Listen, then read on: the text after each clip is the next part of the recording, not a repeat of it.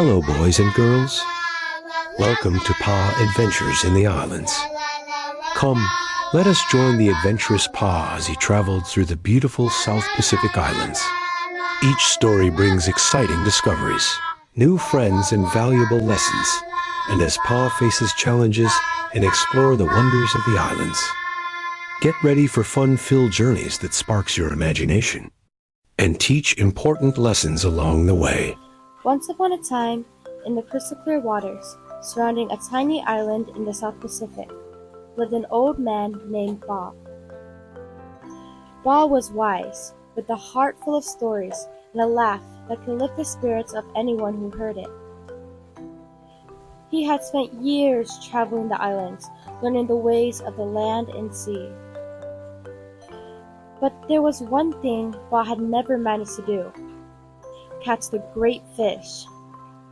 This fish was a legend among the islanders, said to be as big as a boat and quicker than the wind. No one had ever caught it, though many had tried.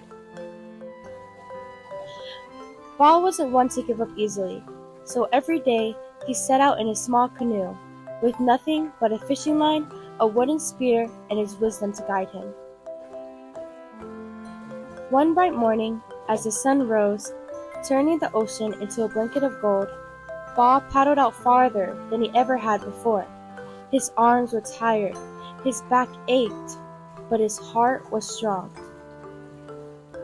Just as Ba dropped his fishing line into the water, a young whale named Maki popped up beside him, causing a huge splash that soaked Ba head to toe. "Oi, Maki!" Ba laughed, shaking the water off his hat. "I didn't know you liked playing tricks on old men." Maki smiled a wide, tricky grin. "I wasn't playing tricks, Ba. I just wanted to see what you're up to today. You're always up to something." Ba squinted his eyes at the whale. "Well, today's the day I catch the great fish, Maki. Been trying for years, but I can feel it in my bones. Today's the day." Maki's eyes sparkled with excitement. "The great fish? You need more than bones, Ba. You need strategy, and I just happen to be the best strategist in the sea." Ba raised an eyebrow, intrigued. "Oh, do you now?" "I do. Watch and learn," Maki said, diving under the water with a flick of his tail. Ba chuckled to himself, but trusted Maki's eagerness. Soon, Maki returned, his fins full of seaweed and shells. "What in the world is that for?" Ba asked, scratching his beard. Maki winked. "A decoy. The great fish is too smart for normal bait, but if it sees something it thinks it can't resist, it'll come closer. We make it look like a bed of juicy seaweed. Then, when the fish is near, bam! You catch it." Ba couldn't help but laugh. "You're as clever as a coconut, Maki. Let's give it a try." They set the trap, carefully laying out the seaweed and shells in the water. Ba sat in his canoe, gripping his fishing line, and waited.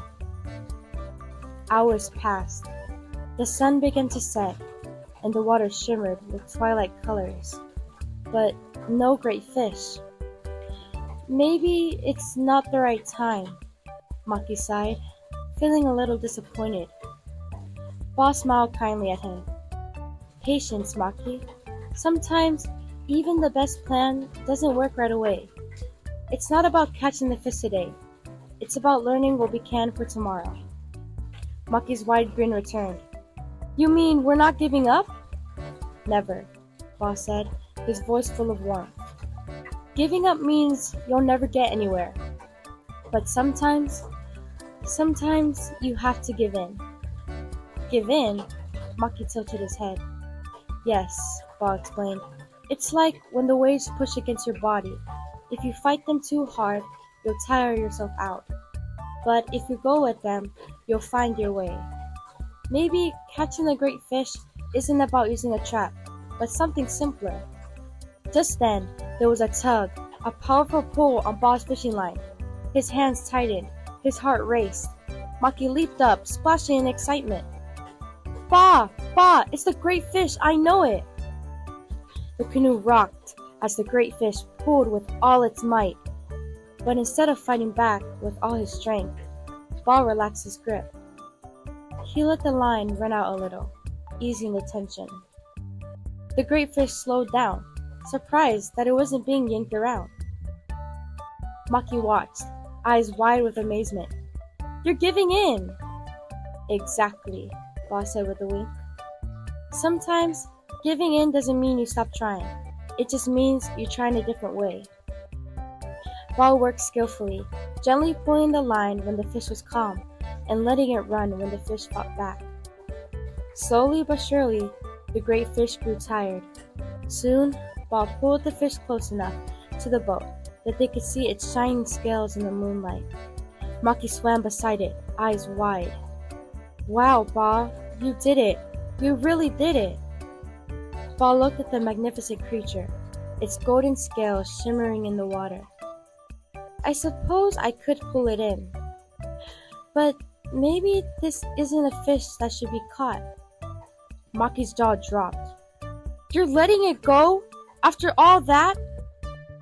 Ball smiled gently. Sometimes, the most important thing is knowing when to let go. The journey was the gift, not the catch. Maki looked at Ball in awe. "You're wiser than I thought, old man."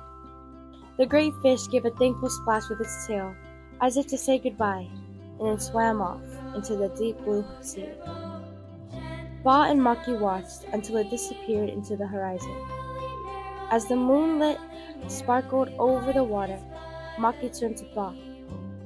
"I think I understand now. Resilience isn't about never stopping. It's about knowing when to keep going and when to let go." Ball nodded. "Exactly, my friend. And if you keep that in your heart, you'll go farther than any fish or whale ever has." Maki grinned, feeling proud and a little wiser of himself. And together, the old man and the young whale paddled back to the island, their hearts full of the sea's lessons and their joy of their shared adventure. The end.